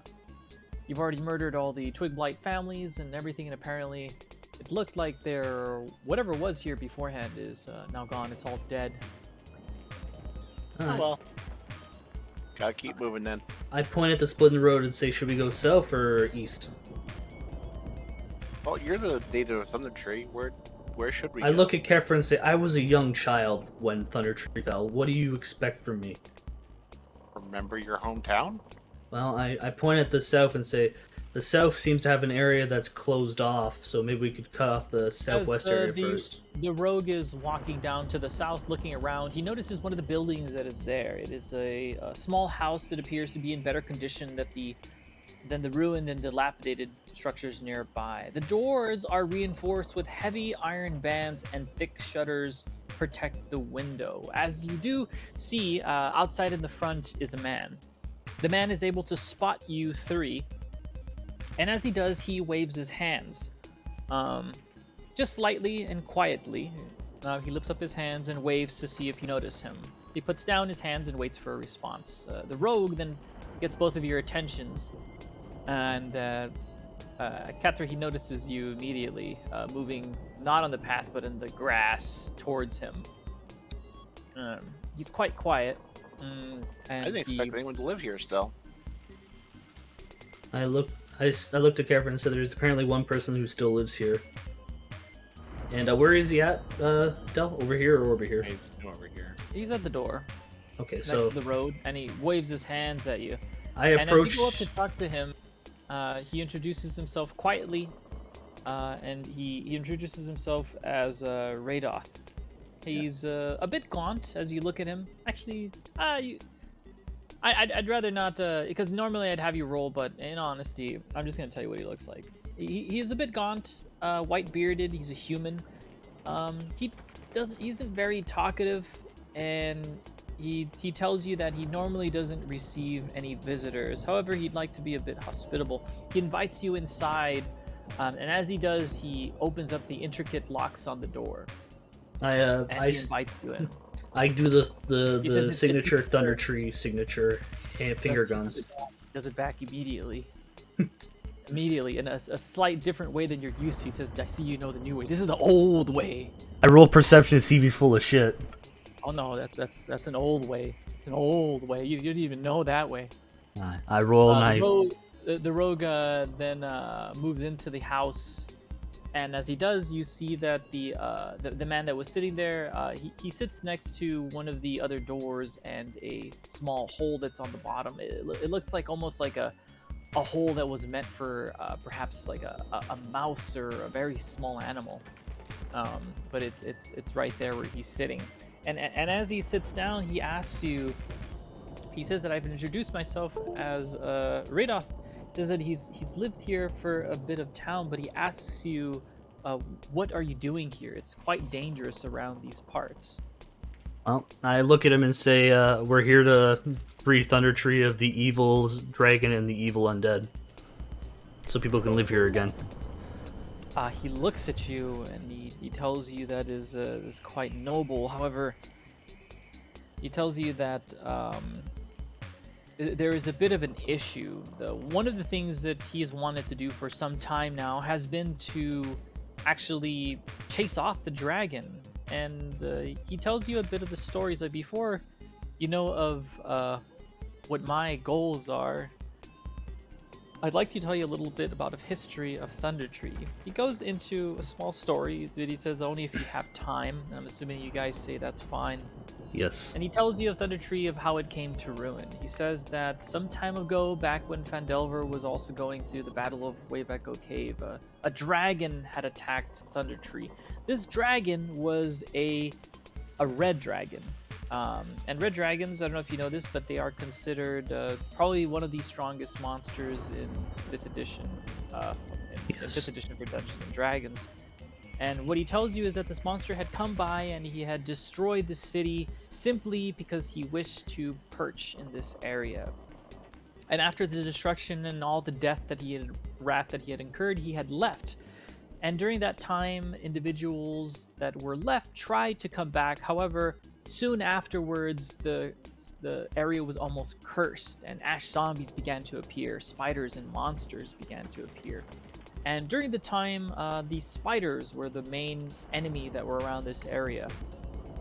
However, from that time, only a few years ago, very, very recently, not that long ago, there was a dragon that came by. It was a young dragon, specifically a young green dragon, which decided to nest in the northern areas. He points to an area outside of a window where you see this only round structure in the northern area that he says that is where a dragon is. He said when he tried to find some information about it, the dragon called himself Venom Fang. So the dragon, although young, is able to speak, meaning that if it's able to speak, it's young but not that young. And he tells you of an issue that he's been having. Every time he attempts to set things up to get rid of the dragon, his plans are kind of messed with a bit by some of the cultists that are around the area. He asks you if you've seen any other individuals here. I tell him zombies. We've only seen zombies and evil tree spirits. And he tells you you are most likely of luck. Perhaps you would have been tricked by some of the other group that's here. They're cultists, he tells you. They believe in the worship of the dragon. I'm not sure what their goals are, however, they wish for two things. One, they wish to serve the dragon that's there, and 2, they wish to request of the dragon's services. I do not know the reason why they would want to request or what request they would have of the dragon, but I do know that any dealings with them always lead to destruction. As such, he says that even if you would want to get rid of the dragon, immediately after you would most likely cause some violence with the cultists as they see the dragon and they worship him. I ask. I want to roll insight. Yeah. Roll. I roll perception to see if he's lying. Tater, you listen to his words thoughtfully, and the words that he says about Thundertree sheds a new light to the situation. He tells you some of the things of the cultists, though he feels that perhaps you feel that perhaps he's withholding some information, but what he's told you is truthful. Maddie, you look for insight for what he speaks, and he speaks truth. Tater, I guess you look at him, and he looks like a gaunt elderly man. Yes. I don't know why you rolled perception. To be fair, that's because it's one of my better stats, just to see if I can. Is insight the better roll for that? Insight is for lying. Perception is for looking at him. Oh, okay. I thought perception you could also watch or tell if someone lying. Insight is for that. Perception is specifically for looking. I know that some people use perception for lying. Yeah, I know people. Yeah, that's why I said I can use insight. I didn't roll there. Like you just, for some reason, throughout the entirety of the story, you just keep doing the Thundertree finger guns. You just kind of missed a lot of what he said. Okay. I ask him if the dragon is what's the word? I ask him if the dragon is actually listening to the cultists, or is he just ignoring them? He says that the cultists have only come recently. The dragon has been here for a few years, and that he himself has also been here for a bit of time. He says that he came right before the dragon had arrived, and he's been here warning other adventurers foolish enough to go and attack the dragon. Usually he sees if they're weak enough. However, he looks at you and he says that he doesn't know if you'd be able to kill the dragon. He tells you to be careful, that many adventurers have come about as strong as you and they were unable to do anything. I ask him, if we kill the cultists, would you be able to get the dragon out of here?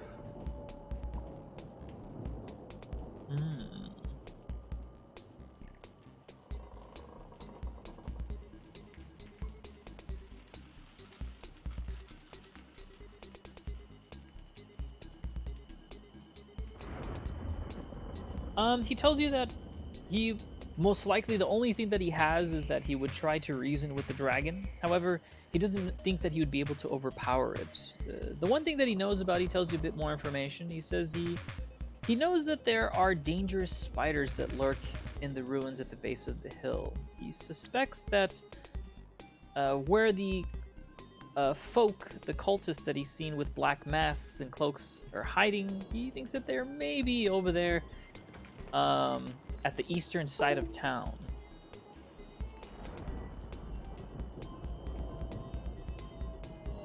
I wonder if these cultists are related to the black spider. I mean, he looks at that comment and he says he didn't notice any markings on the cloaks, and the masks seem more of a dragon's face than of any spider. However, he does look at you, and again he suggests, although it may be better if you leave before you get yourselves killed. I don't think there's any persuading Joseph leaving at this point. I give finger guns to everyone and say, nope, we're solving this problem. Let's go. And also, I will mention, Della, do you want to call it here or you want to keep going? I don't know how much more you want to go for. It's almost 2 hours. Yeah, we can stop here. Right now, you've met over you've met with Radoth, and he's kind of like told you his spiel. He's warned you about the cultists, and he's warned you about some of the spiders that he spotted around this area. He tells you that if you spot any goblins, make sure that you kill them, as they're a threat to the delicate balance of nature. He talks to you a lot about how he's been living with the land that's here and trying to repair some of the houses, but every time he repairs them, the monsters just destroy it. So little by little, he's been like repairing specific buildings, and it seems like one of the buildings that are repaired were immediately taken by the cultists. So he was like annoyed by that. Hmm. But yeah, you can tell that from looking around of how he's been living, you can tell that he's very much a naturist. He's kind of everything he grabs is from nature. But yeah, it's that should be it. But I'll tell you a little bit. Nah, that's pretty much it. He asks you again, but he says that if you're unwilling to leave, however, he asks you like, uh, if you're able to help Thundertree and chase off Thunderfang, he says he's willing to reward you all. Yes. Reward you all with what he has, mostly information. He doesn't have much of value though. I thank him for my time. I thank him for his time. He tells you that he'll be in this area, but again, make sure that you knock with the password, as he can never be too sure with those cultists running around. He gives you a very specific code to knock at his door, and surprisingly, it is of something that is of monikers of Thundertree, which you yourself know of. Yes. And it could be anything you come up with, but it's basically just a question and an answer. So he tells you if you need anything, yeah, and he tries to be hospitable, sends you some tea, but that's pretty much where you guys are at right now. So let's stop here. Okay. Thanks for running, Del. Yeah, not too If bad. needed, did we take a rest in here or no? Absolutely. He tells you that as long as he's here, he'd be able to keep you in. But just know that be careful when you go out there and you rest in other areas, as those are usually call for monsters. There's also many adventurers that are dead around the area as well. I'd argue we don't need to rest because I don't need to do anything. I only Oh, I'm not saying we need to. I'm saying if we need to. Yes, you can. Alright, so no rest, but we're calling it there. Alright. After all, you guys didn't really do much anyway. Yeah, I didn't use any spells or anything, so I don't care. I took Just no. kept murdering those little I did. babies. I have a hammer for a reason. I'm going to use it. You monsters. They're weird because, like, technically they are like a pest, and you do need to. I do want Thundertree cleared out, right? And you can't really get him to leave easily. Mhm. Do you all want to play anything? I know I'll play Norencio wanted something. to. I don't know if he's AFK. I think he said he was gonna come back in a bit. I'll probably message him to tell him if he wants to come on. He might be like eating and being like, "I'll come back on when I'm done eating." Instead, he could Yeah, like come back I on earlier. So I yeah. messaged him, so yeah, we'll see what he says. I'll be right back. But yeah, I can play something. What do you want to play? Do you want to play anything, Dollar? Or you're gonna get food. Something. Probably gonna play League unless you guys want to play a party game or something. But yeah, probably be on League. I'm up for whatever, but I don't know what else we have.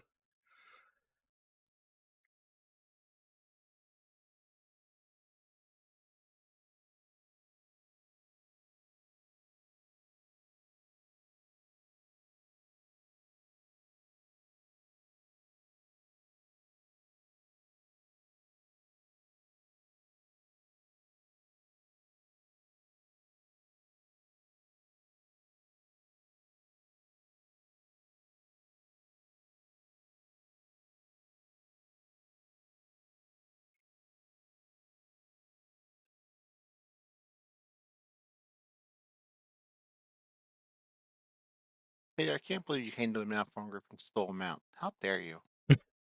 Get wrecked, I guess. What do you want me to say? It makes up for how much we memed on Sephiroth. Pretty much, yeah. What should I play while we wait? Guess I'll play Yeah, I think I'm some. gonna AFK like 15, 20 minutes. Yeah, well, Naruto said he'd be back, but he hasn't said anything since, so I don't know.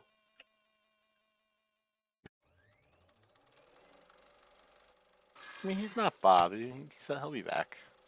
Yeah.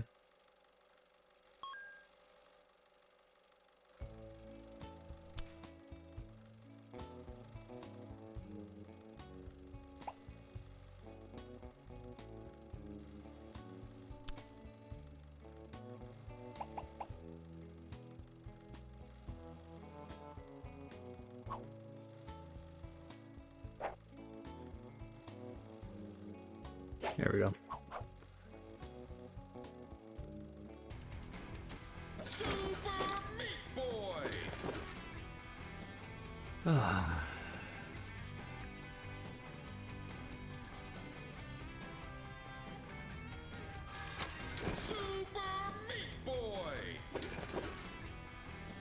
Super Meat Boy. Why is it not letting me play on my controller?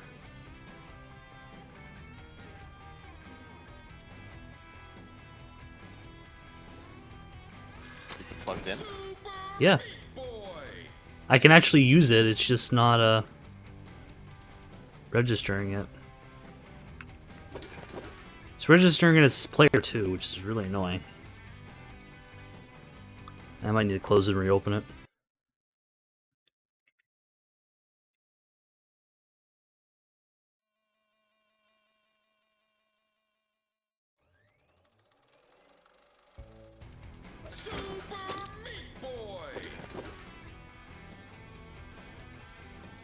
That's really annoying.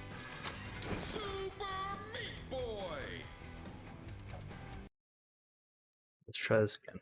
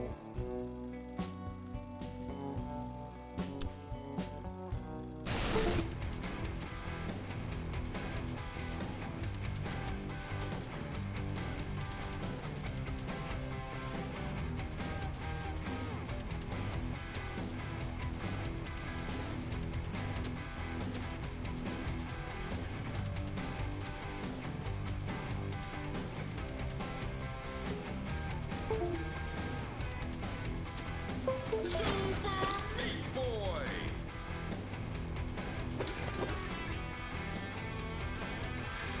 Super Meat Boy!